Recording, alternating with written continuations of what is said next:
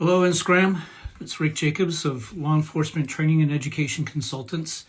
And tonight we're going to have Scott Howell on to follow up with his YouTube live from January 9th.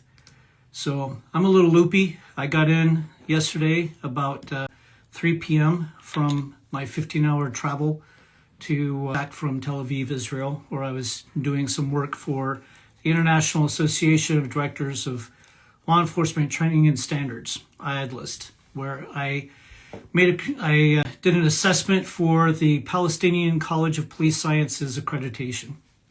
It was great, and it was quite the experience. Learned a lot, and one of the things I thought was fascinating was how many things American law enforcement academies are not doing. So it was pretty fascinating to find out that a lot of the theories and a lot of the practices that I like to use, that I've been talking about a lot, are in practice in other countries. So I really think that there's a lot that we can accomplish, and we have evidence from other agencies, especially in other countries. So anyway, we got Scott Howell on. Thank you very much, Scott, for popping on. Again, this is a follow-up to our conversation of January 9th, and hopefully we will get a lot of commentary. We're hoping that people will ask questions and you can provide the answers. I'll do my very best. Thanks for having me on again. I appreciate you guys. Yeah, absolutely. So waiting for people to ask questions, give us a rundown of your experience at SHOT Show this year. SHOT Show is always a whirlwind. It's a kind of a tornado, and to kind of keep it short and sweet. If you've been here, you kind of know what the environment's like. If you haven't been here and you've heard all the stories, you'll probably hear one of two things.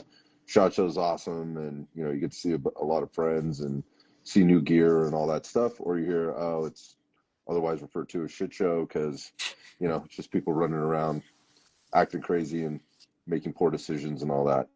Here's my take on it. I'm more in the first category. I come for the people. There's a lot of cool stuff here. I'm not really a gear guy. To be quite frank, I'm not really a gun guy. I'm not like a nerd about any of it at all. So you get 10 feet in the first room, in the first door of the first room, and you can't keep up with it. It's just everything starts to look the same after a while.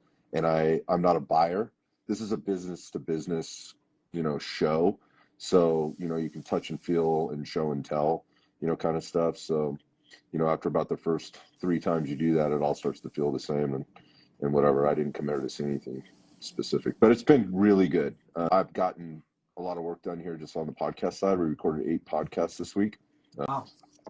I actually had 9 scheduled, but unfortunately with the weather that's happening across the country, it's really impacted the show. A lot of people started taking off yesterday and even the day before to try and get back to the East Coast or even down into the Southwest or even into Texas because of the ice storms coming in. Apparently there's like a 4-hour wait at TSA midday today just to get through and catch flights. So people are probably staying longer than they want to. They're just trying to get home. But so it kind of did impact the show in terms of traffic. But and this thing's about just seeing my friends and all, trying to connect with the people because they all come to one place. And it's really important for me to connect in person. And 2 things. One, thank the people that have been so supportive of me, connect with the people that have been on the show before, and shake hands, meet some new folks, make new friends, and figure out ways to continue to get the message out that the podcast is about. Find new avenues and new relationships to do that for. And that's been a super productive week. Wow, that's awesome. We got a question real quick. I want to ask you more about SHOT Show, but the first question we had is it the year of suppressors? We've heard a lot from a lot of firearms guys that it was that 3D printed suppressors are going to take over SHOT Show. What was your experience? Yeah, they're everywhere. There was such an advancement. I think there's kind of been a renaissance. That word I've been using quite a bit lately, but there's kind of a renaissance in suppressors. So I think first of all is the technology is grown so quickly in a short period of time. Secondly, the equipment to make those things and the understanding of that technology has certainly penetrated very deeply, and people figured out I can do this. I feel like I can do it better, or we can make some money doing this. And yeah, they're everywhere. Companies that you wouldn't think of that are are now, that were known for something very specific. They got a whole wall in Yeah. 10,000 square foot, booth or whatever it is. It's all dedicated suppressors. Yeah, it's again, you lose track of it. You're like, oh, there's another booth for suppressors. You can't Yeah. keep up. Yeah. Yeah, and eventually they all start to look the same. They're all using the same terminology, the same. This is why we're different. Which is, if you're that different and everyone's that different, you're all still kind of the same. Well, Yeah. that But was the the crazy thing Yeah. is like looking around there, suppressors were everywhere, but I saw all kinds of shapes and sizes, and I was like, really, I never even thought that you could make a suppressor look like that and fit Yeah. on that type of gun. So it was actually kind of cool seeing all of that stuff. Yeah, I oh think yeah, that like the materials are changed, right? Again, like the 3D printing is a thing. They've gotten so much more efficient at doing that. Everybody, like the formula is kind of there, but like, yes, that's a good point. Like literally and figuratively, no matter how you're looking at that, look like size and shapes. They seem to be getting smaller. They're way lighter. Durability wise, they seem to be improving. And the old tried and trues are still there. You think about like the Surefire stuff and whatever. Huxworks, who came out with the 3D printed stuff only like, I don't know, maybe 3 years ago is kind of when that started to hit the market. The gap is just being filled up in the market there. It's pretty incredible. And I gotta say, one of the things I'm into is like craftsmanship and people kind of yeah. putting their own spin on stuff. It's really impressive to see what people are putting out. I mean, everything from design to color schemes to what they're putting them on, how they're putting them on. It's pretty cool. Wow. I'm looking forward to like custom shapes. So like create dolphin shaped or suppressors or maybe like a unicorn shooting out the horn kind of thing. That'd be really cool. I'm sure it's coming. Uh, 3D printed, you can do pretty You much see anything. everything So who here, knows? yeah. You'll see anything and everything here. Some of the stuff you're just looking at like, who thought that was a good idea, Yeah. right? And then there's so see some other stuff you're like, I don't know why my brain doesn't think like that. Some brilliant stuff, some things I've Yeah. heard in some really interesting markets actually. Just some stuff I'm like, I, I really it fascinates me to see how people's brains work around problems and problem solving and figuring that stuff out. It's been pretty fun. Kind of sounds like suppressors have finally hit that mark where AR-15s did in the early 2000s. Because when I was a gun salesman, you had Bushmaster, you had Colt, and that was about it. And now I took years off from the gun industry, and now it seems like anybody and their brother is an AR-15 platform manufacturer. And now, boom, the sudden explosion of suppressors. Everyone's a suppressor manufacturer. Yeah, like on that note, I saw that too. Obviously, I mean, there's so many companies out there that are doing, great things. I think that the cool thing about it is, I mean, when you think of like the 2A industry, from civilian to law enforcement to military, and you see the things that are going into it, how many people care about it, how are people are trying to make money in it as well. But it just speaks to the level of connection that people have with firearms Yeah, and all the things that come along with it. So for people that haven't been to SHOT Show too, this is like anything you can think of. Anything you can think of. Somebody's got a product here for it. But like on the, in the specific to like just firearms in general, it's really interesting. I wish the rest, if some of the country, maybe, if we just kind of keep it local, that is maybe anti 2A, came here and had an opportunity to maybe just walk around for a half an hour, I think it would shock them because I think they think there's a small population of people that are kind of weird about it. No, like there is yeah, so much stuff here. It would blow their mind. How many, when they talk about gun control and when you take the guns off the street, Yeah. impossible, yeah, impossible, man.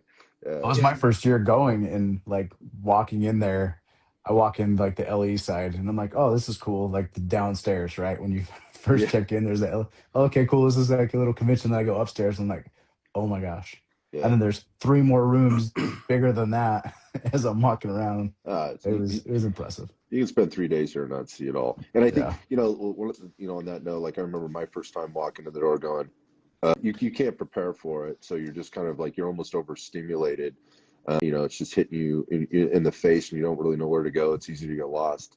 And it's still kind of like that. There's so many things, but the second experience and the third experience, you start to kind of figure out how to navigate and where you want to go. It's everybody should experience it. That's my kind of my take. I'm sorry that everybody can't. yeah. I went to SHOT Show in 2004. Jamie, you bringing up the LE side of it. when I went to SHOT Show in 2004, I was scoping it out as a possible place to sell software.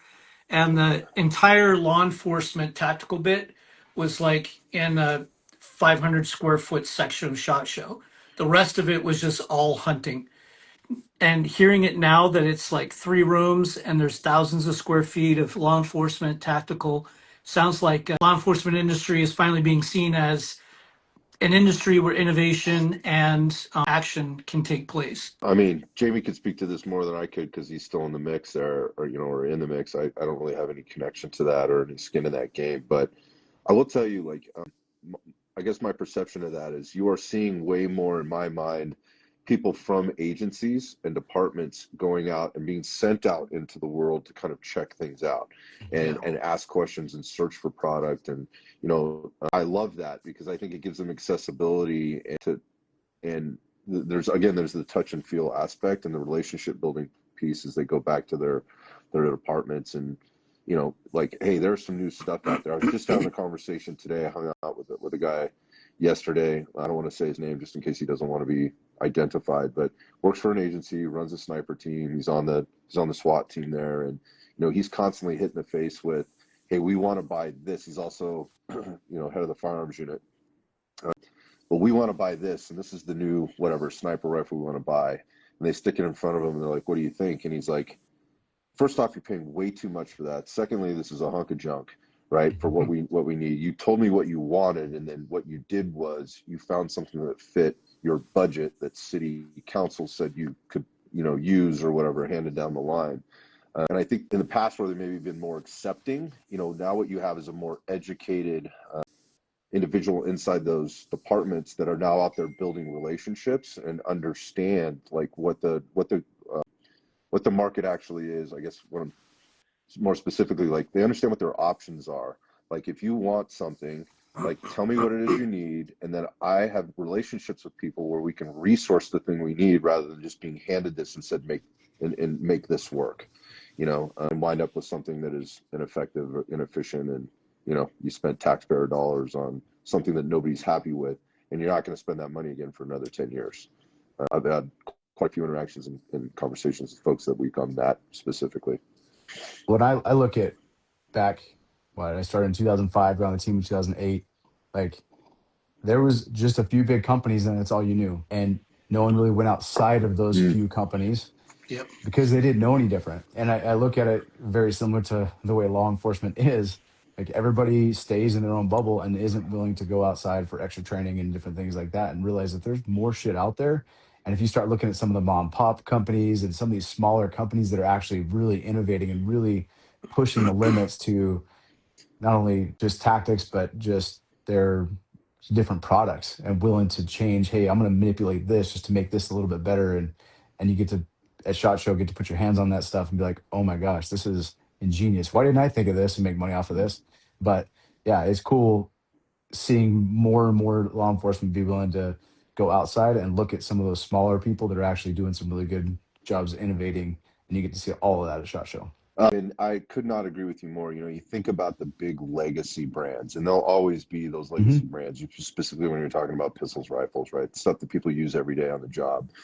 You walk in and they have a 30,000 square foot booth, and these booths are spectacular, right? You're looking at these are multi-million-dollar, basically show and tell displays.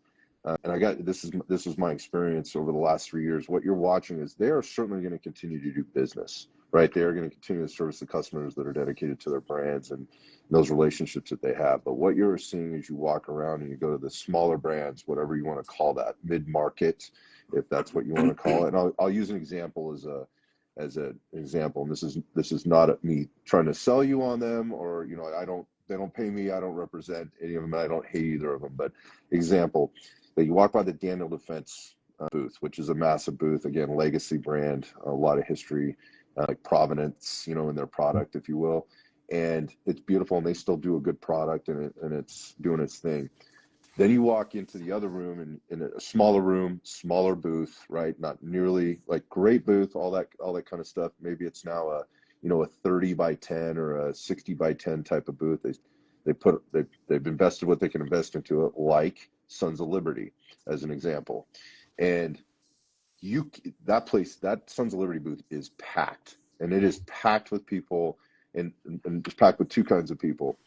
One, obviously the consumer, whoever's there to see the product, but two, it's lined up with experts, like experts in the field, not necessarily just salespeople versus like walking onto a car lot, and that's what I kind of feel like some of the legacy brands do. It's not all of them, but in that particular case, and what they're doing is they're building relationships, and they're connecting the dots for people, and they're trying to make the thing better versus like, this is what I have to sell you, and I'm going to sell it to you, right? This is what we got versus this is what we've learned. What are you looking for? Let me get you into the right product for you. Let me tell you why what you think you want isn't the right thing from us based on what you told me. It's really like a relationship building and an assessment process to get people into the right thing. And at the same time, building really quality products because of that, for that matter, just that they built those relationships, and they have a finger on the pulse with their customer versus we send the sales guys to SHOT Show to sell stuff. These guys are, yes, trying to sell stuff in those mid-markets or smaller mom and pop places, but they're really trying to build relationships. And like, as an example, with Sons of Liberty, they're doing a pretty good job. Keep an eye on them because they're growing like wildfire. Yeah, they've always been one of my favorite rifles. I've been following them for a couple of years. I got the Lego T-shirt. I got to see when I was in San Antonio in December. David Mahola is a good friend of the people that started it. And so I got to tour, and I'm really amazed. They are 100% what they say they are. Every guy works on one rifle, and they could save money, and they know they could. They could save money by creating an assembly line of one person. All they do is put barrels into receivers. Another person, all they do is put on hand grips. Every single rifle is built by one person, and that one person owns that rifle all the way from the beginning to the end. They test fire it, then they hand it off to quality assurance. But even they have three guys sitting in this tiny room about the size of a cubicle, and all they do is examine and measure and gap check every piece of equipment that comes in. So when I walked in, they were examining and QAing just the charging handle. That's it. And they're checking every piece of the charging handle, making sure that it would go on this. They had like a gauger for how the charging handle should respond inside a receiver, and then they checked every spring, every pin, and then they build it right there and put it in a box. And then they had a whole section of blems. So if it wasn't perfect and if it didn't meet every single standard, it went into the blem box or went into another box of return to manufacturer. So it's those that, but you don't know that until you start meeting the people like you just said at SHOT Show. There's Vanessa Saberquist was talking just like you were about relationships. And one of the things you started off with was there's two ways of looking at SHOT Show. It's either an opportunity or it's a shit show where people do stupid stuff. Mm-hmm. It's what you make it, right? It's if you go with the intent. Sorry if I slaughtered your name, Vanessa. If you go in there expecting to be an idiot, there's plenty of opportunities to be an idiot. But if you're going in there, like Vanessa was saying, she goes in there to build relationships, to meet people, to set up her next year of activities. And that's one of the things that you do too, is you go in and you build relationships. So can you explain what you look for when you're going in to build relationships? Yeah. Sorry, I don't know if you guys lost me, if you still got my camera there, but I'm still here. Gotcha. I don't know. You're fine. We got you. Yeah, I don't know what happened there. So for me, I think when I guess we step back and just look at kind of how I entered into the space and kind of where the podcast is now, it's always been about connection points. And that is people referring me to the next person based on whatever criteria that we've established is important for that connection to be made. And so when I'm going in, like I'm going in with intention, right? Like again, when you go back to like looking at the products and the cool products, I mean, I can walk up and if I see something that I think I like, or whatever, I don't know if I like it or I don't, then I have to build a relationship with the person that I'm talking to, even in a short period of time. That might sound corny, but it's like, okay, who's the person talking to me about this? What are their intentions in this? And I think you can read that pretty quick. So I've been extraordinarily fortunate to just be connected with people. So in terms of that building relationships, for me, there's a little bit of a feeling out period, right? Like, but first, I've been basically, if you've gotten a stamp of approval from this good dude, whoever that happens to be, like we're already ahead of the game here. We don't have to establish that. I'm just there to start the conversation. And it's generally never about like the product. I'm just trying to find out about the human I'm talking to, right? Mhm. Who is this person Yeah. and what are they about? Again, I'm not a buyer. I'm not responsible for going here to buy a product. So that might sound weird to people, but I feel like if you're building those relationships, then going back to like putting the right product in the right hands of your customers should be the intention of why you're going in there. So if I was standing on the other side of the gun counter, I would want to know everything I could to know about them. I don't think there's too Right. much information, and that's kind of how I just handle myself. Is like, okay, well, let's find out who this person is before I assume anything or try to put them into the box of the thing that benefits me the most. Like what makes sense. Going back to my example, and again, I use Sons of Liberty as an example. I just picked that one out of the hat. There's several other companies, whether it's holsters or pistols or again, any number of things. I kind of feel like that's what those folks are trying to do. Is like, we understand the relationship building process, maintenance process, and so there's accountability to that, and a connection that's deeper than just the product.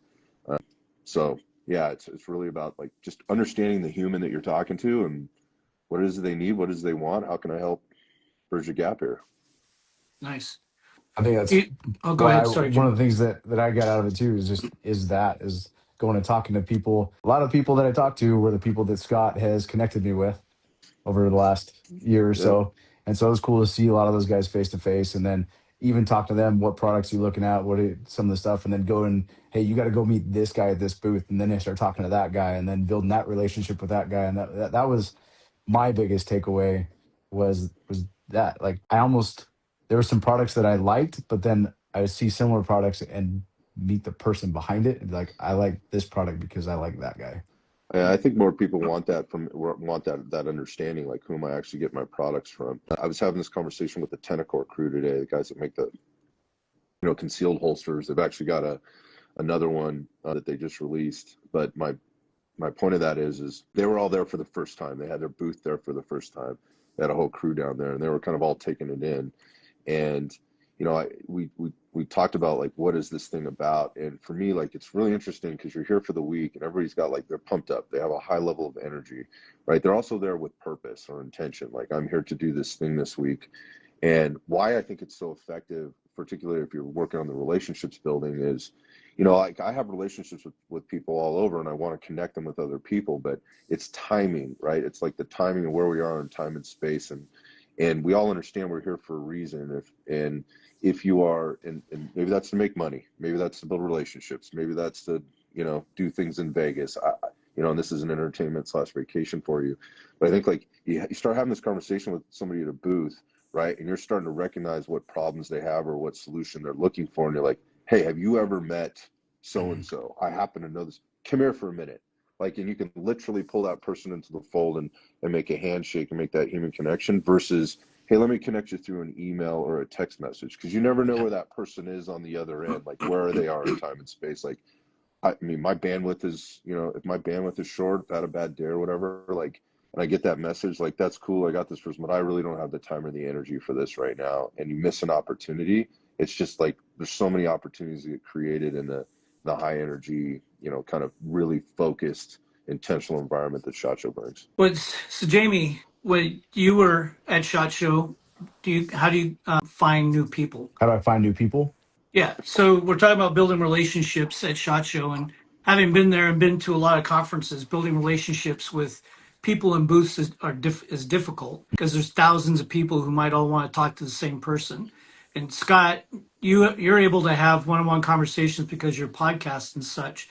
What does that look like when you're on the floor? So I like both of y'all to talk about how you how do you discover people that you weren't introduced to that you find out are people you want to continue the conversation with. Well, obviously I don't have as big a following as a lot of people, but it was actually cool for me to have people come up to me and say, "Hey, I've watched your stuff. I've seen you on this," and just start to talk to them, and a couple people like, hey, come out to Tennessee, come out to North Carolina, come out to wherever and put on some training. So like that was cool to me to just walk around and people to just come up to me and start to build those relationships for future training opportunities, and then to sit and talk with, like I had already mentioned, what are some of the things you guys are looking at? And then they'd say, oh, I'm looking at this and this. And I go talk to those people. And then now I'm building relationships. I went and talked to a guy that has a steel booth. So we started talking about some of the steel, and he goes, oh, have you ever seen some of this breaching equipment? I'm like, and no, I Go hadn't. I hadn't on. even heard of his company. And so him and I went over there. We started talking about all of his new breaching tools that he's coming out with and some of the innovations that he's going through. And I'm like, man, I never even thought about some of that stuff. And then him and I were able to discuss, well, if you modify this and that. So it was kind of cool just seeing random people, not even talking about a specific thing, getting lost in a topic, and then turns into something completely different than what you thought it Yep. was going to be. It's exactly that. Yep. I'm still waiting for people to ask questions. So What since our last time talking, Scott, what are some of the things you thought of from that conversation? Or some takeaways you had? First off, did I sound like an idiot? I mean, isn't that what everybody thinks when they hang up the phone? it's different being in that seat, isn't it? Yeah, it is different. I mean, I'm always going back to what you said there just a second ago, Jamie, just with regard to, people coming up to you and recognizing you and having questions or introducing themselves. It feels a little weird, but it's also a pleasure Mhm. to meet people. And I always make sure I really, really try to make sure I take the time to find out who that person is, ask them some questions like, thank you for listening. What are you listening to? Why are you listening to it?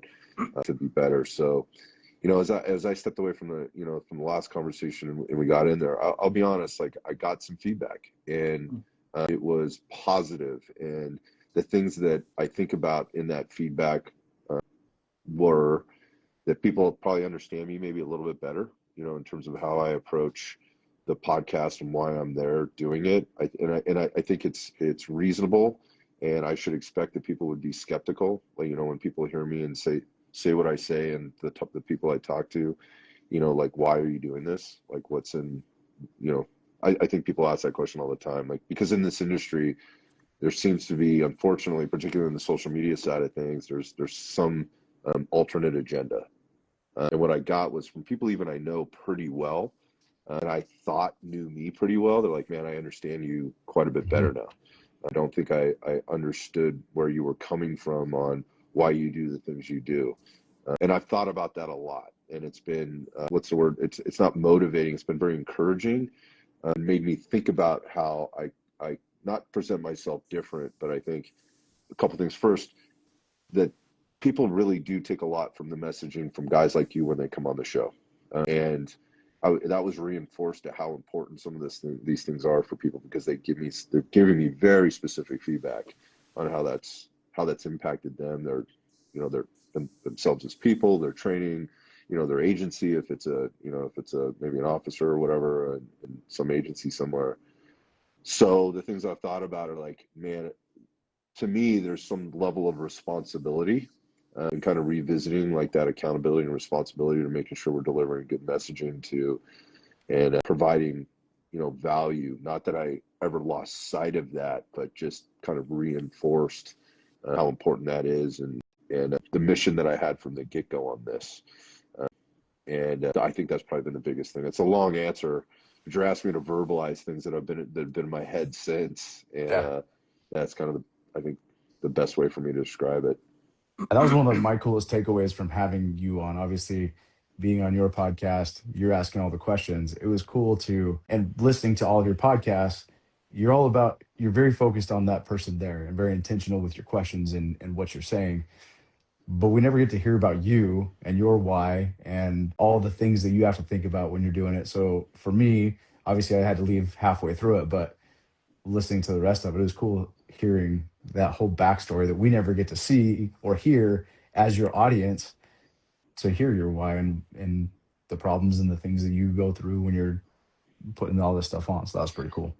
Yeah, I appreciate that. I think, it's interesting too. I always have to remember that, like sometimes we revisit topics quite frequently on the show in some form or fashion. Some, people have different takes on those, but we're talking about similar themes, right? Or threads of things. And to me, a lot of times that can sound very repetitive. and I realize that could be that way for somebody else, but I also understand that the value in that messaging is very important. And, people come into this in a lot of different ways. I don't know that they've heard these other things. I can't assume that they've been following, all the conversations, and that the things I link back to, or we're linking back to with the guest in that conversation, are relevant to them. They're coming into it at a different point in their journey, or a different point of their listenership, or following, if you want to call it that. So, and at the same time, like, I recognize, like, people are like, if they hear it and they're interested in it, or like they're intrigued to maybe listen to more, and they're going through my feed or whatever else on my social media accounts or whatever, and they're like, who is this dude? Like, not a cop, no military experience. Like, what's this guy's angle? I think it's like, it was refreshing to actually talk about it, to kind of put it out there. And again, that's, people understand the angle better. There isn't one. Yeah. I'm not working any angles or trying to find one. It's just not like that. So I gotta thank you guys for giving me the opportunity to do that, because it was super valuable to those people that gave me that feedback, and it's certainly valuable to me getting the feedback. So I appreciate it. Awesome. I'm glad, we wanted you on because we respect the hell out of you, of course. And you've done a lot for opening eyes to the problems that everyone has. And I never really perceived anything you said as repetitive, but more validation. If the guy in New York is having the same problem as the guy in Nebraska, as the guy in Arizona, as the guy in Tennessee, if everyone's having the same problems, they might have different solutions, but it means that we have systemic issues, and there's people independently working on these things. So it's like, one of the purposes that we've had is we're trying to build that army. You and I talked about that when we first talked back in February, trying to build that army of change within law enforcement training. And you've been a big voice of that. And it's helped people realize that I'm not alone, and Right. that there are other people, and you've connected us all together too. So now it feels more like a coordinated effort. People are starting to regurgitate a lot of the content that Jamie puts out, that I put out, that people that you've had on shows have gained have increased their content and their verbiage, and we're starting to see a lot more momentum. So one of the things I thought was really important about having you on was making it clear, and it's super important because we've all experienced this, that you're not a shill for anybody. So many podcasters are out there doing it for the buck, and they get all the free equipment, and every 3 months they have a brand new product they can't live without, which is in the same competition zone as the last product that they couldn't do without. So I think it was very important for people to hear that not only are you doing this because of your curiosity, because of your love for law enforcement personnel, what they go through, but also you're not making any money off this, and you don't care if you are or not. I'm sure you'd like to, but you're doing it for the right reasons, which are very few people out there doing it for the right reasons. So, did you get any feedback? It sounds like you got a lot of feedback from what you had just said, that people were surprised that you're not really getting anything out of this, but opportunity to make new friends, make new relationships. Well, let me be clear about that. Yes, that is what I'm getting out of it. I definitely get that out of it. That might sound very, and so you didn't say this. I'm not saying you sound like this, but maybe people that might be listening might think that sounds selfish. Like, I'm just looking for friends. I'm just trying to be part of the circle. I'm trying to be something that I'm not. And I've tried to be very careful Yeah, about never giving anybody that impression. Like, I know who I am. I yeah, know exactly who I am. I had a conversation. So everybody who's been to SHOT Show or heard about SHOT Show knows about the Circle Bar, right? It's like, it's infamous, notorious, however you want to put it. And again, you can look at it in a couple of different ways. And the way I look at it is, some of the best relationships and the best friendships and the best connections I've ever made happened there, right? And not because we were, making poor decisions and, having, making terrible adult decisions as adults, but because there were conversations and relationships being built. And I had one of those last night. Was able to sort of build that start of a relationship with somebody that's who the feedback he gave me was, particularly on the law enforcement side, that they really are appreciative that somebody from the outside is supporting them, because they don't feel that, yeah, right? yeah, Or, like, they might not even feel that inside the institution that they're currently working for, but they're not, like, somebody's giving back, because they'll work they'll go into a shift and there's supposed to be 7 people on and there's only 3, but they're going to Mhm. work anyway and they'll do it. They're not complaining and they'll do the work and they'll figure it out. That somebody can relate to that and is telling the story outside of or allowing people to tell that story and kind of hitting on some key points that helps them feel like at least somebody's listening, and Yeah. so and somebody's attempting to support us that doesn't have an angle. So that said, like you said something, what I look the podcast, and I said this on the when we met before, the podcast costs a lot of money to do. Yeah. This is not free. This is not cheap. I've made a tremendous financial investment, time investment into it, but it all has been about what I said before about providing value. And would I like to that question or statement? Yeah, I would like to make some money doing it so I can cover my costs. But I spent a long time last year in 2025 trying to figure out, I think there's a right way to do it without being a shill or looking disingenuous or being beholden to anybody. And I worked really hard to try and establish that in a couple of different ways. And there was at points where somebody was willing to write a check. However, we were not aligned in goals and values. And because that did not happen and wasn't going to happen, this is not a relationship that's going to continue on a financial perspective. We can still be friends, but I'm not doing this because I have hard and left right gutters or parameters that I will work within, and I'm not going to bend those or break those. And I look back and go, man, that could have been a pretty good paycheck, but I also have to wake up tomorrow and look at myself in the mirror, and and have conversations with people when they approach me. I can't be a caricature or a fraud or some personality. I'm not wired like that, guys. Like I just can't do it. So the answer is no. I guess this is not going to work out. Sorry. Moved I think on. that's why so many people respect you, because you come off as that authentic person. Yeah, I'm doing it for these reasons, and I'm not going to compromise for that. Yeah, it's just I don't know how to do that. Like it's just not in me. I don't know any better. I guess that's just who I am. Yeah. Yeah. Yeah. And And one it's clear that you're not. Oh, I'm sorry, Jamie. no, go ahead. It's clear that you're not doing it for attention and stuff. It's the number one reason is curiosity and an interest in learning, and that's one of the things that I'm the same way. Jamie's the same way. I know that Bill's the same way. We're all about the relationships and aligned trajectories. We all have to be going the same way. And I don't know. I just left Jamie's training in June or July, and I was at the airport and I posted the question, should I do a podcast? Because I'd had a number of people ask me to do that. And it's like, I really just don't want to do one for doing one. But then in end of September, Bill reaches out. I was like, Rick, we need to do a podcast. We need to do something. I was like, yeah, we should have Jamie involved too. He's like, yeah, absolutely. The 3 of us were always talking about stuff.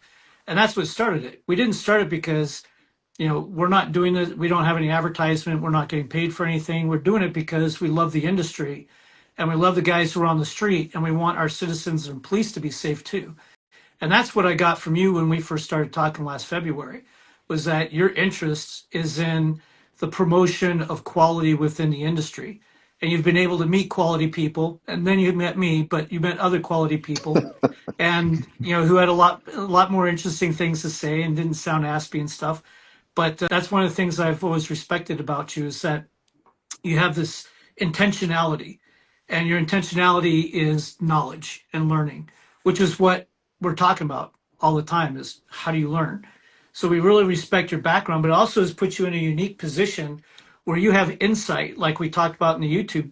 You have insight that we don't have, because we have it from the inside and we have theories and perceptions of what it should be. But once you become a cop, you kind of lose that objectivity outside of it, because you can't see it as a civilian would see it again. And I think that's one of the precious things about your podcast and the relationships that you build, is that you're providing insight from a third party independent outside observer. You get to see things and say things that we can't or we don't. So that's I think that's one of the reasons why you have so much respect from the industry too. But Jamie, did you have something you wanted to say? Because we did have a question I wanted to address before we get too far.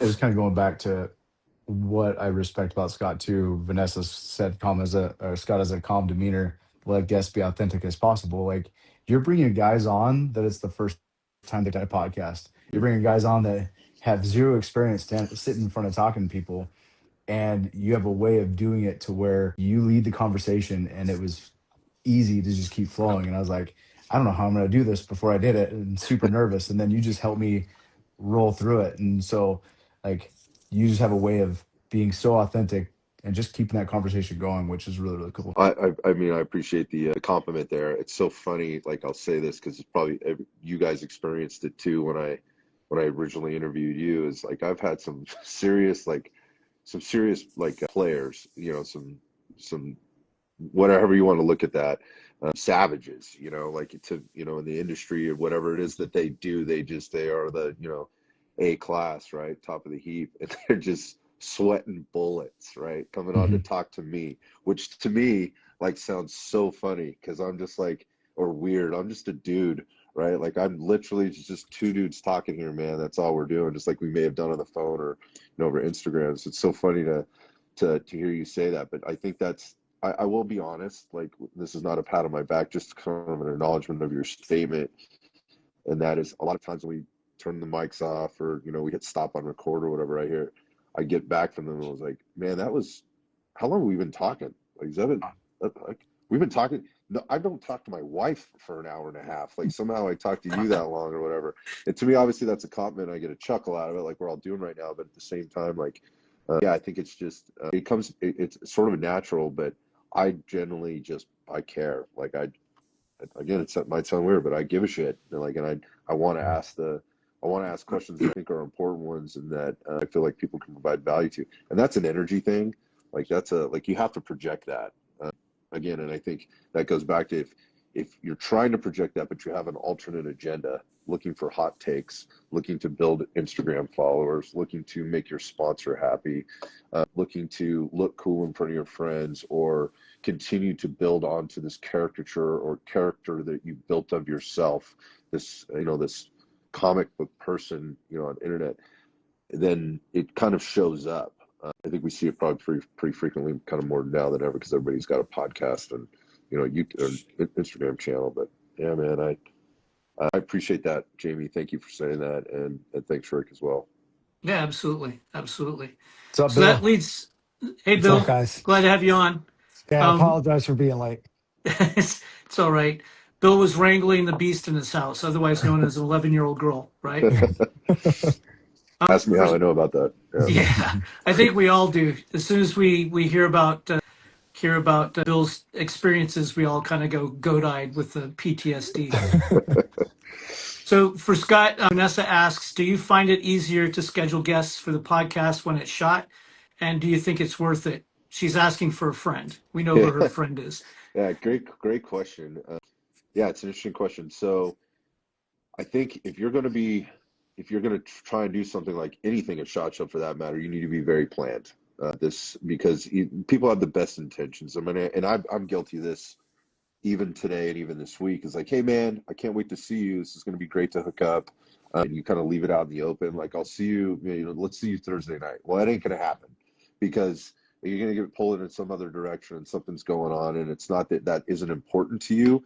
There's just, we as humans are not built, right, for the amount of incoming that we get from things like social media and email and all the things that we're involved in. And then when you come here, let's go ahead and put like a factor of 10,000x on the incoming that's coming here, and it's almost impossible to be productive unless you have a plan.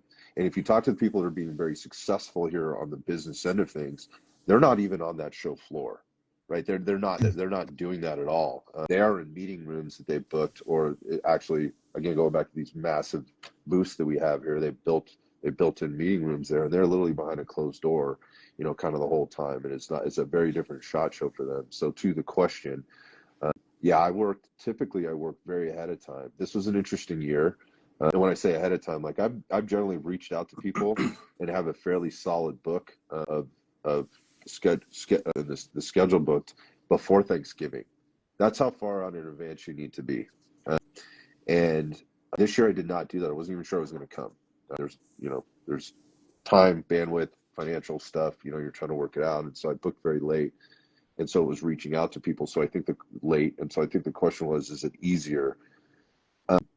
It wasn't easy, but I feel very fortunate that people even want to spend time with me, let alone make the time for me. So, I got the schedule out to, some very selective people that I wanted to reach out to. And again, this is not a pat on my own back or anything else, but I got yeses from everybody. It's awesome, right? It's awesome that so in terms of being worth it, 100% get ahead of the game, get on somebody's schedule before it gets full, because I would say likely the people you want to talk to, a lot of other people want to talk to them too, right? So, and a lot of people are out here to make money. They're on contract with people. They're representing other companies, and they have priorities.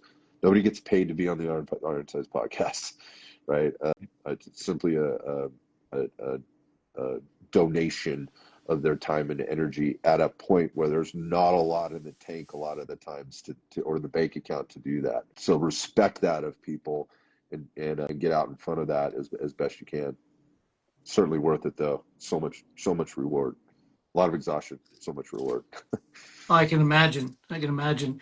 It's, I'll never have the energy that you have. I get overwhelmed and overstimulated too fast. I'm exhausted. It's like if we didn't have the schedule for today, I wouldn't be talking to anybody or leaving the house for the next 3 days just from the time I spent in Israel. I Yeah. met so many people, shook so many hands, talked to so many people. I need a cave. So I can't even imagine what it would be like for you at SHOT Show. I refer to this. I was having this conversation today with Shane Coley. I don't know if you guys know who that is. He's a pro shooter on the Glock team. This was not on a podcast. This was just a happenstance interaction that we had at their booth today. And we were talking about this, and I describe this as being the extroverted introvert. And that Yeah. is like, you can put the hat on, and for concentrated periods of time, I can go all in. I mean, you guys have all, like, maybe this is I don't have zero clue because I've not done this before, but from a law enforcement perspective, like, you get into something, whatever that is, it's a case, an incident or whatever else, that the human body is and brain for that matter. And I look at the body as being an extension of the brain. It is an amazing adaptive machine, right? And it will do things like for a long time without giving up. It'll just run on adrenaline and all that stuff. And I'm pretty good at doing that, but I also know very specifically that at some point I'm going to have to pull back and go dark and get out of the concrete jungle, get the hell out of Las Vegas, Nevada. I can't stand it Yeah. here. It's filthy to me. But my point is like, go home, get to the mountains, get into some trees and some fresh air, and completely shut down for a bit to recharge the batteries, because it's a lot. Yeah, I had three on Wednesday. I had three interviews on Wednesday, starting at 9 and ending at like 6 or 7 p.m. They were long with small gaps in between. By the end of that day, I was wrecked, totally Yeah. wrecked. I can imagine. I can imagine. Bill, you got anything? No, I'm just catching up, but I can't imagine the scheduling with Shot Show because you might even plan stuff and then you have a conversation with someone and you don't know how long it's going to go and you're into it and it's got to be a really awesome but like just crazy e- time as someone who's going there with with the podcast and with the ability to talk to a bunch of people as opposed to going there as like you're just sightseeing. So I can't imagine Yeah, that. yeah. Here's some advice actually to Vanessa's questions. Be maybe more practical, because I don't generally give advice on the podcast. It's usually other people doing that. But if you're thinking about doing this or meeting with people, whether it's in a podcast situation or otherwise, a couple things. One, obviously pre-plan, get it out there, schedule it, and get people booked in. Two, help them stay planned, right? So there's some follow-up Mm. that goes into this ahead of time, right? I'm always reaching out to people and just going, hey, a week ago, 10 days ago, I was like, hey, they got appointment reminders. That was all pre-planned. I automated that so I didn't have to physically do that. And then when part of that is, hey, I'm doing it in a hotel suite. Nobody knows where that is, but I did book that suite across the street from the Venetian so that people can pop out of the show with all the responsibilities that they have, come up to the room, do the thing, right, and then get back down to their responsibilities where they actually get paid or what they're here to do. So try to make it easy for them. And then, like continually updating them. And then for sure, I tried my very best for each guest that I had to go back and thank them in person, the following day or whatever when I had time on the floor. This is never transactional for me. And it can get that way, I think, for people. Like, I just got to get content, I got to get to the next one. But this one for me is going, trying to go back and, because they had to hustle out of my room to go back to the meeting that they had or whatever else, is to try to find them at some point and say thank you. So I don't know. That's worked for me. That's helpful for people if they're trying to set up meetings and get things accomplished here. I think those little things make a big difference. Yeah, absolutely. Absolutely. One of the things that I can't even, like I said, I went to that one shot show. I can't imagine how it's gotten. And I debate whether or not, someone like me, where I'm not selling firearms training. I don't have the money for buying lots of cool gear and stuff like that. Would you say there's a value for somebody that won't be able to contribute, or I guess contribute is probably the best word, contributing money or contributing time what's the value for someone like me?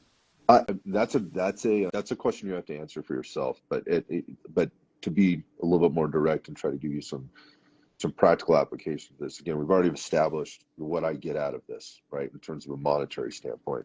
If you come to SHOT Show trying to make money, right, and that is your sole intention, you need to have a plan for making money, right? Why are you coming here? And that is not a hard thing to do, I think, if you're well planned. And again, this doesn't just happen by showing up to SHOT Show. I think we can relate this to training. Oh, I want this thing. I have this goal. I want to be, super fighter, super shooter, whatever. So what's the answer? Oh, I'm going to go sign up for that course, right? And that somehow you've skipped all the other really fucking important things, right, that go into actually achieving your goal.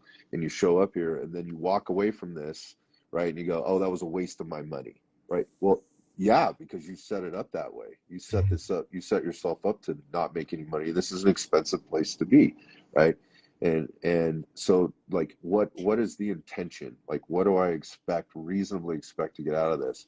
And nobody is like, so here's the thing for people that don't understand this, like, nobody's selling anything on the floor that you can take away. There's no cash and carry business here. In fact, if you do that as a company, you will get kicked out of here and you will never be allowed back in here again. There are contracts and relationships being built here. Where are you in the stage of your process, and what is your end goal? What are you trying to get? What are you trying to build here? If it's relationship building, there's massive value in coming here if you're planned, right? If your goal is contracts, right? Well, there aren't going to be any contracts unless you've built relationships, right? And if your goal is to collect money off of those contracts or those relationships, this is a building process. So that starts way before SHOT Show, right? And when you're here, you're planting the seeds for whatever it is that you're trying to cultivate. And then ultimately, at some point, once you've nurtured and cared for whatever you planted in the ground, like, there may be an opportunity to harvest that, right? And then at the same time, you need to be thinking about at harvest time, how am I also planting seeds for the future, and then nurturing that? Have I set myself up for that? And I think a lot of people come here and they go, oh my God, that was so expensive, such a waste of time and money. That's your fucking fault. Sorry for the language. Like, that's your problem and your fault. Like, that's because you set it up that way for you. And I've heard people do that. I mean, close friends, people you guys know, initially said that, right? And then last year was the first time, or 2 years ago was the first time, and one guy very particular, I won't say his name, but this year he's back with a company that supported him that he met in person here at that time that he said that was a total waste of time on their payroll, so to speak, for this show. And he's getting a bunch of product out of it. I'm like, seems like that kind of worked out for you. All that shit you were talking about SHOT Show, seems like it kind of worked out. So to your question, Rick, specifically, like, I think there's a huge value in what you coming to SHOT Show and building relationships to get the message out, talk to people, be introduced to people, again, in that environment where there's going to be a ton of people like you. I mean, Rick, if you were here this week, there's 10 people I could have introduced you to, or you could have introduced me to that would have benefited, we could have benefited us, and then also benefited the people that we're introducing one another to. So that's my take, man. Yeah, you should get your ass out here next time. I'll say too, if you're not going with a plan, if you're not wanting to spend money or build relationships, the people watching is amazing. Yeah, Yeah. that's true. You can just sit back That and is just true. enjoy That the is true. show. Yeah. Very true. Yeah, And it'd very be true. people that I'd be interested in. It's probably a lot better people watching at the show than it was sitting in airports in Newark Yeah. and Oh, Phoenix Yeah. and oh, Bangor. And it's an interesting environment. That is for yeah. sure. Yeah. The Yeah. reason I ask that question is that there's this perception out in the world that SHOT Show is a giant, like a gun show, and that people go and Well, they buy things and leave with things. That it's all about selling and all that stuff. And I've the advice that you gave is advice that I give to other people when they talk about, well, I'm going to the conference, I'm doing this. I'm like, so why are you going to the conference? Because they'll say, I don't know if I want to do this conference or not. I can't afford the booth. Well, people aren't going to buy from the booth if they don't know who you are. So you go to a conference and you go to the trade show and you build relationships. You go as a participant and you make friends. You start making connections. You start building relationships. Then the next year, maybe you go back with a booth, and those people will introduce you to other people. Then the next year, you go back just as a participant again. If you always go with the idea of selling something, and you are only talking to people who you think you can get something out of, you're setting a really bad example and setting a bad precedent for yourself, because then they only see you as somebody as transactional, like you've said. So you have to have that plan. Absolutely. yeah, it's an interesting thing too. Like I'll tell you this, like the people that are the most successful here, both in relationship building and ultimately revenue generation, if that's what their goal is, or getting their product or service out there, they are exhausted at the end of the week, and they're not Yeah. exhausted necessarily, and this may creep in, but the really smart ones, particularly for me and everybody, this is not a judgment. They're exhausted because they're dumping that much energy into executing the plan that they had come into this thing with, also knowing that even the best laid plan doesn't always go as planned. So they're Yeah. getting hit in the head with all these other things. Maybe other opportunities are landing in front of them, and they are just giving everything they got to make that opportunity work for them. Yes, it's Las Vegas and all the things that come with that, and certainly there's parties and things like that. I've never been to an industry party in my life. I've never been. So like, did you go to the Cry party? Did you go to the whatever Silencer Co party? No. I've I've had invites. I'm not interested in that. Like, it's not that I have a problem with parties. I just, by the time I'm done at the end of the day, I'm trashed. Like that's not where I want to spend my time, so that I can give the energy to the people that have committed their time and energy to me the following day. That's a responsibility that I have. I have a plan to execute. This does not work. It's the same in fitness or training or anything else, man. Like when you show up, like how are you showing up? The most successful people I know are trashed by the end of the week, not because of Las Vegas, but because of again the hard work that they're putting into Yeah. making SHOT Show a success for them, and getting a return on that investment. Yeah. Building relationships is more than handing out a card saying, call me sometime. Yeah, yeah. I mean, that can be an end result, but I got to be honest. When somebody says that to me, like I'm like, that's basically like, don't ever call me again. I don't like I don't operate that way. Like, or Mhm. don't. I'm doing this. This is a courtesy for us to end this conversation, not to have another one, right? If I've done that, if I'm in a conversation like that, I've failed. Sometimes there's the quick introductions, and it's like, oh yeah, man, I've heard about you, or whatever. Please call me. And they hand me a card. That is part of the thing sometimes. But if you've invested time and energy into a conversation or whatever, and that's how that conversation ends, you need to go back and examine your process, man, because there's some flaws in it. That is for sure. Yeah, absolutely. Absolutely. Scott, would you say that like because I know the last time we spoke, you were talking about how you really wanted Chuck to come on, and you wanted to talk to him for quite some time. And I don't if this has been talked about already, let me know. But would you say like the the fact that you've built various relationships over the years of Ironsides, has that did that facilitate those conversations with people like Chuck and other people, or how 100 does one go into that? 100%. So one of the biggest For disappointment with SHOT quite some Show, and time. there's been so many And cool things. The biggest disappointment for SHOT Show this year is that there's these ice storms that happen. You missed this maybe at the beginning, Bill, but I think I Mhm. communicated this to you already. There's ice storms and crazy weather, so people are bailing out. And Chuck had to bail out last night Oh on Friday to man, go home. So he was supposed to be today, and I didn't get him, which oh is it's bittersweet. It's like, damn, I missed Chuck again because I've really been yeah, working on that guy. That one's kind of a selfish one for me. Like I really want to talk to Chuck, and I've talked to him, but not on the podcast format.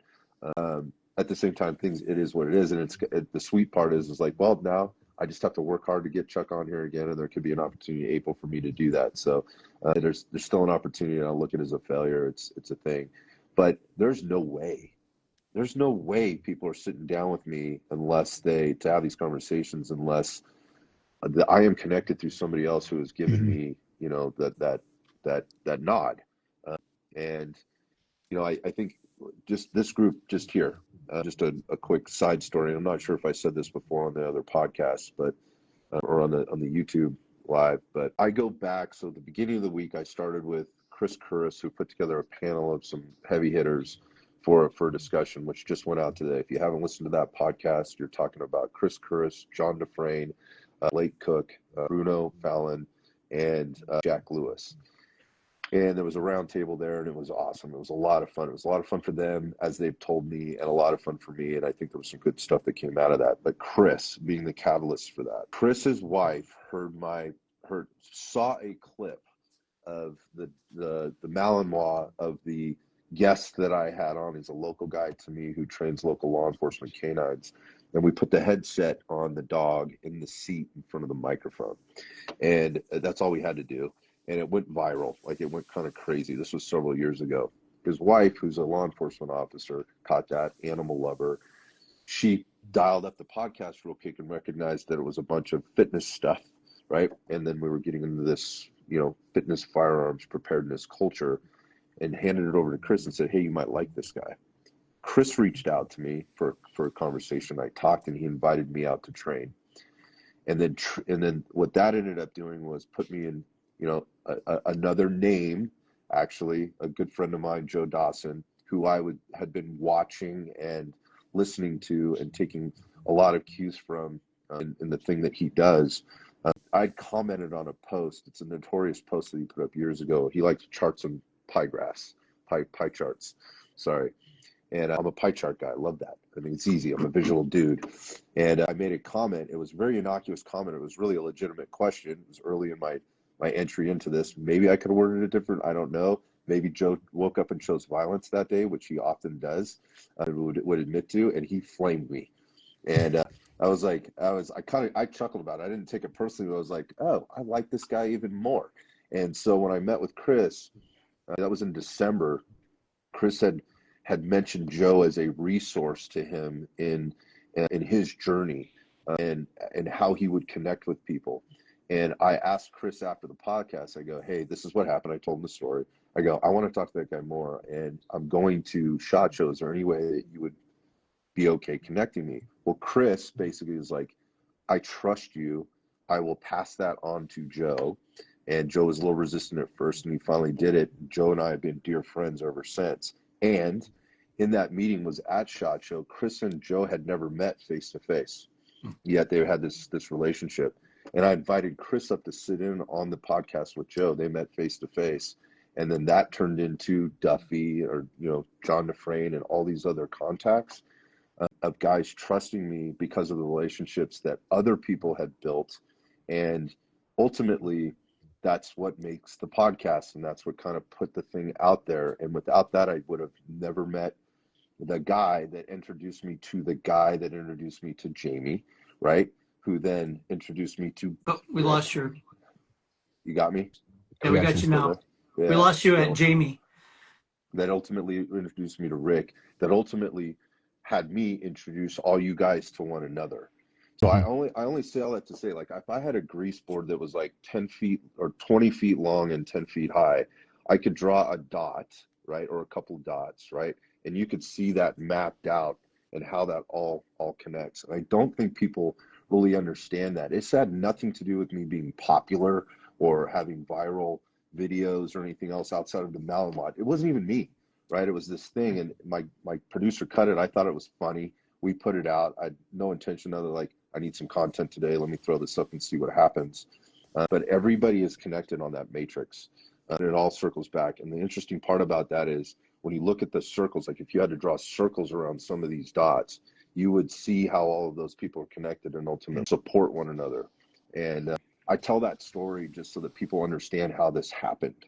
It wasn't me paying people. It was truly about, to your question, Bill, it was about the relationships. And the only way I would land, Chuck's a very busy man Yeah. who has a lot of obligations. And I haven't chased Chuck, right? But it has been a nurturing process.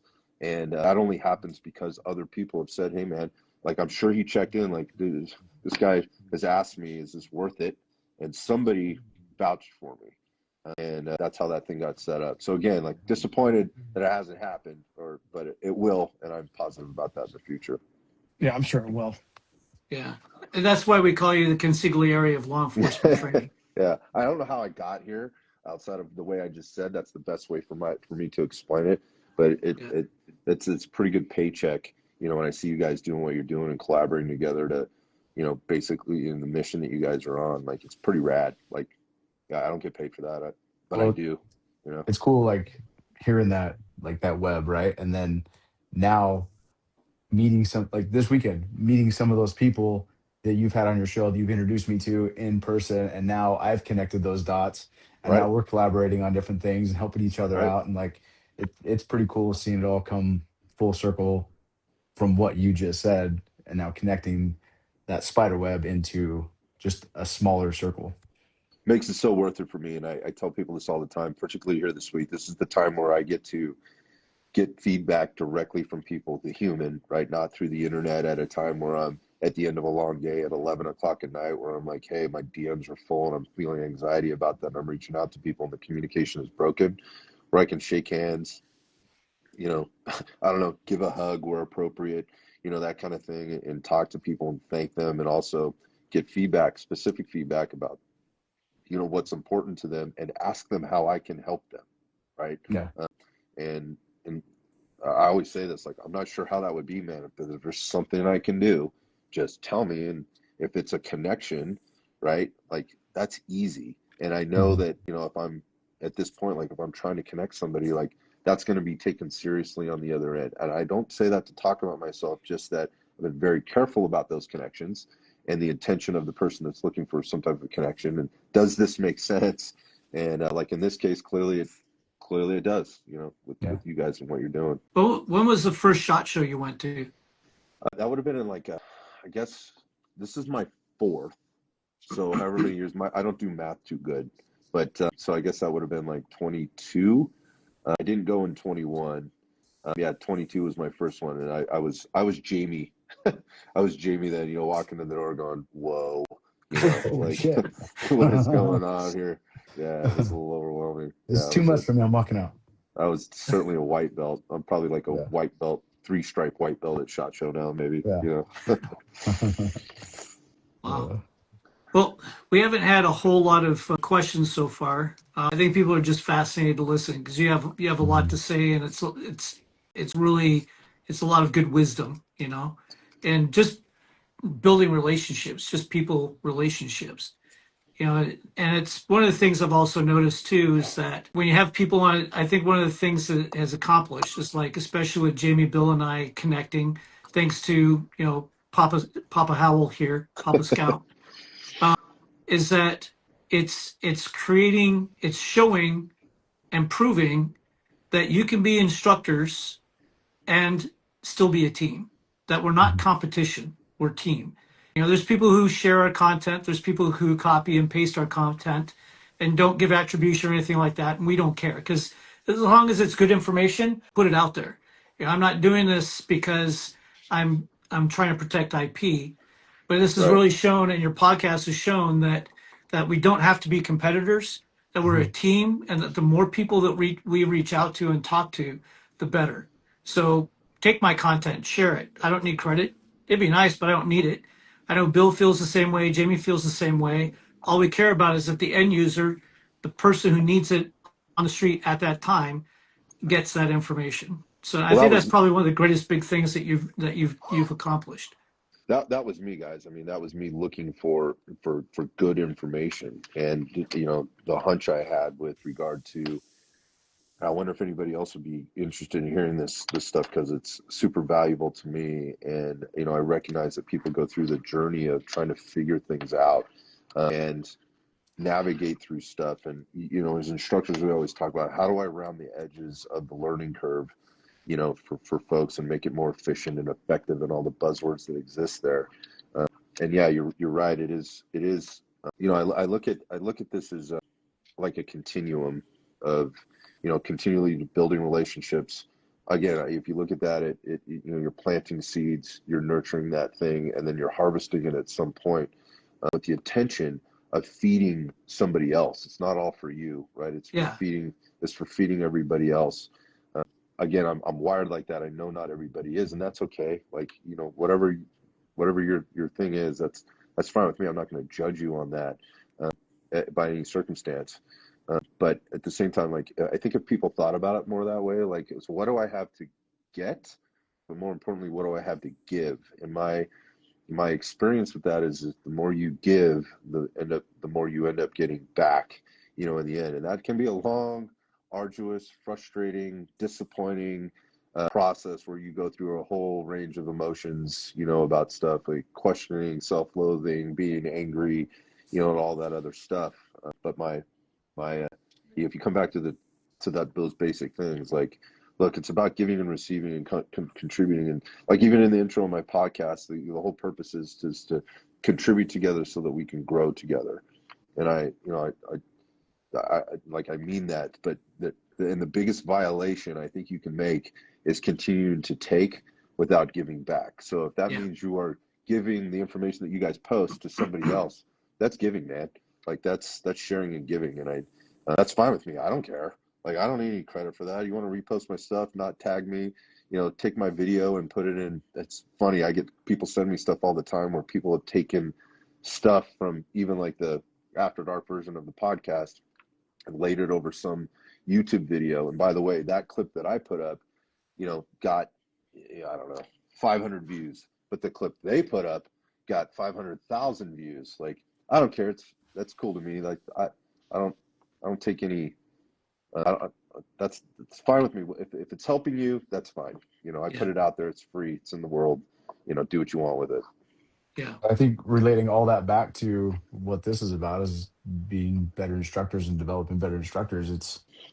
It is about the best instructors are the ones that are willing to just give freely. Like, Really and is. share what your wealth of knowledge with anybody else and let them do what they want with it.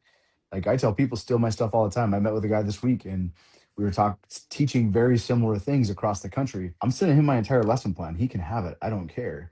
And You're right. if it can help him teach guys to be better, and what he sends me, if I can take something from it, and I think too often in this industry and in most industries in general, the ones that are hoarding all the stuff and hoarding all the knowledge, and they're the ones that are assholes, and no one wants to. Everybody wants to go to them at first, and then they realize who they are really fast, and they don't come back. Yeah. So I've heard this discussion before. I think this is an important topic to actually broach. If I could take this a little bit further, if you guys are Yep. cool Yeah. with that, Absolutely. and that is this acknowledgement of people ripping off other people's information.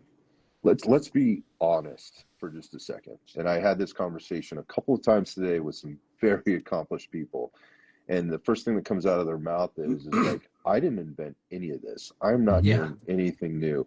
We are standing on the shoulders of people that have been doing this for decades, right? And so when you use the term like hoarding information, they might be a little further along in their process in terms of collecting that information, but that's only information that they collected from somebody else. And through Yep. exploration, have a different way and repetition. They have a different way of delivering it. And maybe that is very effective for the people that they delivered it to. And somehow they have kind of this niche that they've carved out for themselves or whatever else. But this whole idea that we have to give credit to a very specific person for a very specific piece of information, technique, whatever it is. I got to be honest, like, I saw that, and I've said this so many times, I've said it before, but it's like the fitness industry, and it's like the firearms instruction business and how they market themselves and whatever else is like 20 years behind fitness. There's nobody doing anything in the fitness industry that is new or novel. It is the same basic foundational principles and foundations that people need to do. And some people are really good at finding a way to deliver that message. And who are we crediting here? We're crediting the guy you heard it from because he heard it from somebody else. He didn't likely come up with this stuff on his own. I mean, they might think they did, but it probably came from somebody else before that, and they're just maybe they've discovered it, on their own somehow. But it doesn't mean you invented it. So I think again, like going back to this tit for tat, like people ripping off my material. To your point, Jamie, like, look, like you put a lot of time, effort, and energy into developing that curriculum to make it more efficient than what you saw, right? Mhm. It doesn't mean somebody else out there isn't doing the same thing, right? And if your true intention is to make people better, then give it away, man. Like, and then do something, be remarkable, right? Because it's not the information, it's how you're delivering it. And more specifically, and this has kind of been the theme, I think, and that is the connection that you're making with people. And you might not be the same, you might not be the right flavor for somebody. I get that not everybody likes me, I'm not the right flavor. That's fine. Do I care? I'll never say that I don't care, but I also don't get emotionally attached to that. We're like, I get there's a lot of people out there that are doing good stuff, and they're not my flavor. I'm just not into it. But to come back with this, like, oh, this person's ripping off material from somebody else and regurgitating it, that's how things evolve, man. Like, and that is the world that we live in. We don't have a governing body. We don't have research studies to quote that are published and whatever else. And even those, like, all they're doing is if you look like a meta-analysis as an example, they're just taking other people's information and reanalyzing it and putting out Mhm. their own study on it. But if those other people hadn't done that stuff before, you would have never known where to start in the first place. So I don't know. It's just something that kind of gets me fired up when I see this back and forth going on, in the industry of firearms instruction, where people are they're butthurt about somebody else doing something that's similar, the same, or even different, than somebody else. Like, come on, man. Like, relax. Be remarkable. Do the right thing for the sake of doing the right thing. Be good at what you do. Be a professional, and concentrate on you. And if you've gone all in on you, and you've gone all in on your students or your business, your employees or whatever else, I feel like that works out in the end. And if you do it long enough, you recognize that that's true. But if you get distracted and you let somebody else piss you off or get in the way of doing what I just said, man, we see it all the time on the internet, man. It's just people implode, and it's Yeah. sad to watch. It's one of the things I tell people is, when I first published my book, Creating Training for Law Enforcement, people were like, hey, people are going to take your stuff and build courses. Please, Good, please do. good. Take Yeah. that's why I say right on the first paragraph, in the first couple of paragraphs, this is my participant guide for my course. And if people take it, and I already know that people are building classes off this, because every now and then someone will reach out and say, hey, I just built a class. Do you mind? I'm like, no, man, that's why I put it out there. Yeah, It's like, it's not doing me, and I don't have a name. I'm not popular. I don't care about that. I care about information getting out there. And I tell people, if you follow my socials, in the next couple of years, my entire book will be comprised of individual posts, mm-hmm. 500-word posts here and there. You could take the time to go through and download all of my posts to build your own material, or you could buy the book, or you could steal it from somebody else. I don't care. And one of the things, Pistolero Disciple and I were just chatting on the Mm-hmm. side. That guy. Nobody, there's very few people that come up with original ideas, and even if they do, that original idea is synthesized from other original ideas. Like, Yep. I've only met two or three people that actually created something brand new, but they built their brand new stuff that never existed before from experiences, research, and synthesized a way of doing it. Yep. And that's all Figure my out a tool. information is. It's like, yes, I created a tool that I created an Excel spreadsheet. I give it away for free on LinkedIn, but I didn't. All I did was just synthesize two different things, put it together as a tool for people to use, and explain why. I didn't Yep. invent Blooms, and I didn't invent LTEM, but I made a tool that helps you understand it more easily. Yeah, Yeah, yeah, that's the being remarkable part.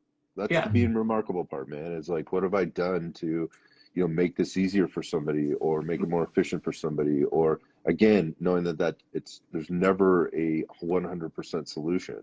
It's never that way. Right. If you can do a really good job of coming up with the 80% solution, man, you're in a really good spot, right? Like, Yeah. but there's always going to be something that somebody's looking for that maybe you're not provided. Be okay with that, and know who you are and what's within your lane if you want to look at that, what isn't, and stay true to that. It's like Jamie didn't invent breaching and Bill didn't invent edged weapons.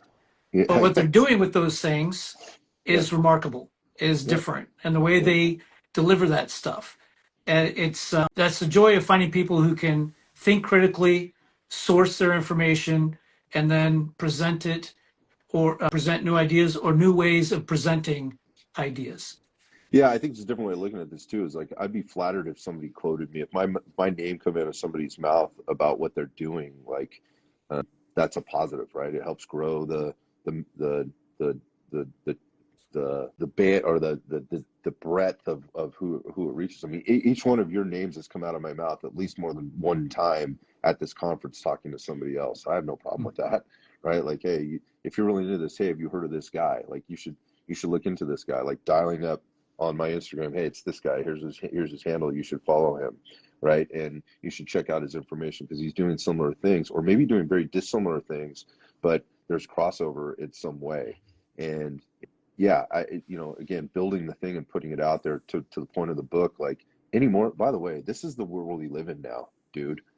Like not you guys, but like, Yeah. hey man, like the information is free. You need to get over this, right? And if you want to put it behind a paywall, or to the word hoarding, or gatekeeping it, yeah, well, let's see how that works out for you, Mhm. because you're going to find yourself all alone on an island here probably pretty soon, and just being bitter at other people that are doing great things with that information, whether they got it from you or not. So, like, again, sitting back and worrying about what somebody else is doing with that information, and or counting their money, as I've heard referred to in the past. I'm not in the business of any of those things. It seems like such a waste of time, energy, and resource. Yeah. Such a waste. And that when I got into this industry, it's like kind of what I was seeing. I was like, why are these people so angry with one another? Like, I don't understand this. I need to know more, right? So that's where the curiosity came from. It's funny how this conversation like comes full circle for a lot of the things that we talk about, because like what I'm hearing Scott say is like, if you're giving your content away and letting people use it and stuff like that to for the betterment of the collective, right? That is like what Jamie and I've talked about in the past. That's servant leadership. You know what I mean? And the reason why that's good is because when you do it genuinely without expecting something in return, then if you've ever read that book, I think it's called Persuasion or whatever, the art of uh, Art of persuasion. Yeah. the art of or the concept of reciprocity comes back in, Yep. where now they got a genuine piece of content that helped them. Now they are giving back to you at some point because they are appreciative of what you did for them, and that is a conceptual basis for servant leadership. And then that goes into being a good instructor means you are an informal leader, and you should be leading as a servant leader. So it's funny how this all comes back to play. And then even with the stuff you guys were talking about, like this stealing content or gatekeeping and stuff like that, and I always thought that was funny because Jamie can send me his lesson plan on breaching, and I could go teach it tomorrow, and I'll butcher it. And Yeah. it's not gonna be a Jamie Gissel breaching class. Like I'll make a shitty fire hose charge and mess it up. You know what I mean? Yeah. Not that he has that in his lesson plan, but you know what I mean? So like the what makes the class worth it is the instructor, not the content. Because the content's there. You could find that shit anywhere. But how you deliver it is such an art. Just like someone wanted to create an Ironsides podcast, it's not going to be a Scott Howell podcast. It's going Right. to be an Ocean State No. job lot guy Yeah. in a garage. It's not going to be the same. And then even if people do use content, what I found, something that I try to do, and I learned it from Craig Douglas, I'll shout him out with that, is he cites everybody that he learned something's Hmm. unique from. So when he's teaching his class, he's like, hey, we're going to do this. I learned it from this guy. And like you were saying, like you get that reference in a group of people. It not only shows like you did valid research and you've had experiences with other folks, but you're giving credit to the people you learn from. That's a huge honor. Uh, And I think that goes doesn't happen often enough. Yeah, I think paying homage is important. Like, I think it's respectful. I think it's the right thing to do. And, I know several instructors that do that. They put out a piece of content, but nobody ever went bothered to go and actually take their course or whatever. And you're seeing 15 seconds, 30 seconds, whatever the time limit is on Instagram now to actually, or YouTube to put something out. And how you receive that information. It's like, oh, that's so and so's information, and he's just copying it. When you're there, and again, there's only so much you can do in terms of how it's delivered in short form versus long form. But I get to your point, like Jamie's giving out his outline. Here's your outline. The information, the value, there's value in the outline. The real value, the real nuggets are in the experience that you get, from the individual that's putting that together. That's the remarkable piece. And by the way, that like, oh, this dude's ripping off my content. Well, are you sure? Like, did he get it from you, or did he take that from somebody else that got it from you, that got it from somebody, or got it from somebody else that originally originated with you somewhere, that sounds like what you're saying, that really wasn't you that came up with that in the first place, going back to the people that have been doing this shit for decades. It's just how it's delivered. Like, there's a lot of assumptions being drawn. And again, I think it's an enormous waste of energy. There's way more value out of crediting whoever you got it for, got it from. And like, there's no cost to that. And I feel like it doesn't cost you anything. And if you feel like it does, then I think you need to take a hard internal look at what's going on with you and who you really are, or what caricature, have you built in front of somebody. Because if you're afraid to credit somebody with something that you learned from them in whatever way, and also not afraid to say, I really like this part of it, but I maybe disagree with this, or I do this a little differently, and here's the reasons why. I had this conversation with somebody the other day. You guys will see this podcast come out in the next few weeks. We were talking about the term imposter syndrome and what that word or what that term actually means. Like, and does that actually exist, or is that more a reflection of somebody who is afraid that by actually showing their true self and being very, transparent about what it is they do and who it is that they are, that it would expose them to the fact that they are not confident in putting this out because they know they got it from somebody else, and they are afraid in this particular context, they are afraid to pay homage or pay respect to that person because that would make them look lesser than, right? And to me, that is the most ridiculous platform to be delivering your message from, or I guess like position to be delivering your message from. If you are afraid to credit that or say something like, I did not know this before, I did not realize this before until this person helped me get to that realization. Like, that's insanity to me. At some level, I'm not wired that way, so I don't get it.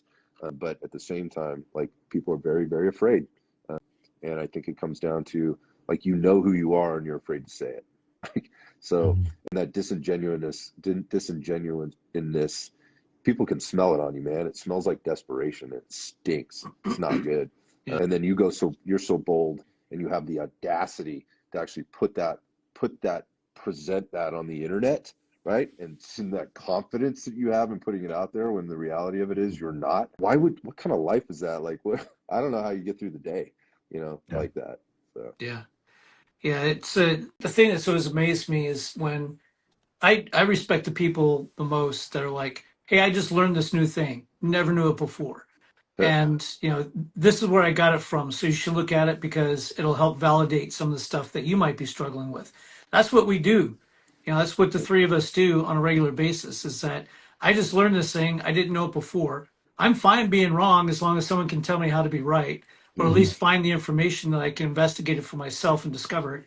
It's pretty much everything that I've ever learned is because I didn't know something and I asked somebody, where can I find that information, and studied it out. And then I can make a decision for myself. But I think you're right that people who are afraid of posting where they got it from is different from the person who is just doesn't know that they didn't invent something new.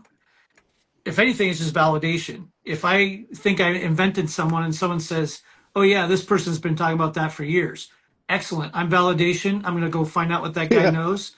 I'm going to say, not only do I say this, but that guy says it too. I thought I invented something. I was relieved to find out that I'm not, the only weirdo on the planet who's thought this thing. So That's a good point. I love that, actually. Yeah, that's a really good point. That was literally the first combative summit. Like, all Yeah. of those guys get into the Yeah. same room for the first time, and they're all like, Yeah. "Huh, we all came to the same conclusions, and we've never Right. met." It Right. was Yeah. pretty cool. Yeah. But I think what you're It's saying, Scott, like that whole like way that people conduct themselves is what used to be called honor, like being honorable and how you do things, and it's slowly becoming more and more uncommon. Yeah, I don't know what that is. You know, again, social media is a weird thing. Like we're in a different age and you have to embrace it to some Yeah. extent. And you can do that in one or two ways. You can either, challenge the algorithm and do copy somebody else. And I think that's kind of it is like, what is the other guy doing? Let me copy this because it seems to equate to success, however you're measuring that. That's certainly a contributor to the honor. And I look at that as like an integrity piece. And, are you building it, maintaining it, or violating it? I mean, it's really that simple. How do if I want to be an authority, the only way you're actually going to be an authority rather than just a loud voice is if it's rooted in integrity, right? Mhm. And honesty. Those are similar but different things. If we define them, if we sat here and tried to define them, I think we could come up with some key points. But the point of that is like those things have to be the basis. And this might be getting too esoteric for people that are actually listening and will listen to this. But I think it really is that simple. It's complex, but I think it really is that simple at the end of the day, which is why I'm even on this live with you guys, right? Because that's the basis for for the conversations that we had in the first place. So it's really easy to build on that. It really Mhm. is. Like it's so much easier to build on a foundation of that rather than build on this foundation of like a weak principle or, maybe more specifically like a weak foundation of we think we're right and here is why. And if we ever let anything sneak out that we might be wrong or that we could be wrong about this, then the whole thing falls apart. Like you need to rethink your shit. I really Mhm. do. Like I think you got to back up and go like, what am I really doing? That's going back to what you said there, Bill. Just with regard to the the honesty piece, and the word I would use is disingenuous is what it comes out Mhm. as. And I think people read that. I think they can see it. I think they can smell it, and I think they can sense it pretty easily. Excellent. That was deep. That was good. So we've been going for about an hour and 36 minutes. We could probably talk for another 2 hours Yep, on this. as per usual. Yes, we Yeah, probably as could. Yeah. usual. We're a bunch of. I rue the day that we sit in a restaurant, the four of us, and eat. We're gonna ruin that waitress's night, They'll kick us unless we out. tip Yeah. her huge, because we'll be Yeah. sitting there for like 4 hours. Yeah. Yeah. But Jamie, do you have anything to add?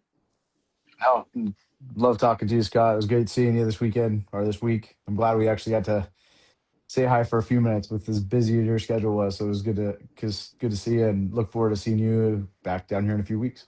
Yeah, man, that's the blessing and the curse of coming to Hmm. SHOT Show is those short interactions. I mean, we got to Yep. chat for literally, I mean, probably a combined 60 seconds, kind of in the end Yeah. as we're rolling around Worth it. doing stuff. And you build it up. Yeah, but Hmm. man, I'll take every millisecond of those 60 seconds every time I can get them from you, man. So Yep. thanks for making the effort. Yep. We'll see you in a few weeks. Yeah, thank you, man. How about you, Bill? Anything else you want to say? No, it's always good talking to you guys. I love it, and I could, like I said, talk to Scott and you guys for hours. But so it's good to have him on again, and we'll do it again soon. And I'll get out to you guys one of these days, and we'll all link up and do something. We'll Don't find tease that. me. Yep. Don't tease me. Well, Jamie just said that he'll see you in a few weeks, and in a few weeks he has a course in Mesa, Arizona. So it leads me through deductive reasoning to believe that I might Mm. want to put some money together and also show up at Jamie's next course. Is this Look, accurate? I wish it was my course. yeah, no, there's a few things. There's a few things coming down the pipe, and here's the things that I know are locked into the calendar right now, and where we're going. I know there's some stuff happening in Arizona in a couple of weeks, and there's been some chatter around that. I haven't. There's not. We haven't locked anything in, but the TTPOA conference, which I'm a huge supporter of for a lot of reasons. I think Jamie's going to be at that this year, perhaps. And Crap, I yeah, have to be at it now too, don't yeah. I? Yeah, no, it's an amazing event, I'll be and there for that. there's so many things going on there. So yeah, I mean, Rick, looks like you're the only one not on the on the ticket yet. You might want to fix that. But It's an easy there's fix. some cool things coming down the pipe right now. So yeah, we got there's there's a lot of opportunity. I right now I'm not entirely sure what the whole year looks like. I would love to have that mapped out and be really well planned, but I'm kind of like 3 months at a time, and let's reevaluate kind of where we Mhm. are. So I know that one's for sure happening. Yeah. And If it's what I think it is, I'll see you there. all right on. Yeah. Awesome. That's awesome, man. Scott, it's always a pleasure to have you on. Appreciate you. Looking forward to further conversations. And as you know, if there's anything we can do to help you out, to push your, we push your content as much as we can. And that's my Sundays have become my favorite thing to listen to your podcast as I go back and forth to my activities. So Well, that if means a you're, lot, man. It means a lot. Like truly, I appreciate it. And you know, the podcast isn't a thing unless people do what you just said. And I appreciate you. I'm really proud of what we did this week in terms of the work we put in and what we got accomplished with regard to content, as we call it, to put out there some really great conversations that go a lot of different directions, cover some similar things that we talked about today. I think you'll hear some repeat stuff with nice. regard to or similar threads, and makes just to push that out. Yeah, anything anybody can do to like, share, and subscribe, that stuff I super appreciate. It's not why I do it. As long as it's being shared, that's what's important to me. You don't have to like it. You don't have to follow me. I appreciate it when you do, and I try to tell people that. But man, the feeling is mutual, Rick. Like anything I can ever do to continue to support you guys in the mission that you're on, both as in. We lost you. Lost you. Here we go. You guys Yeah. got me back? Yeah. Yeah. Yep. Yeah, what I was just saying, is there anything I can do for you guys as an individual or as a group, both personally or professionally? You got my number. You can use it any time of day or night, man. I'm here. Awesome. Thank Thanks, you, brother. man. Hope you get some Appreciate you, rest. You man. looking wrecked. Love you, Yeah, bud. You look wrecked, bud. it's been a long few days. Yeah, I'm looking forward to getting home. We'll see how that goes. But wish me luck. Oh, we're wishing it for you. All right, Y'all have a thanks, good guys. night. See you, We'll boys. talk to you soon. Later, See you, guys. fellas. Bye, Bye-bye. y'all.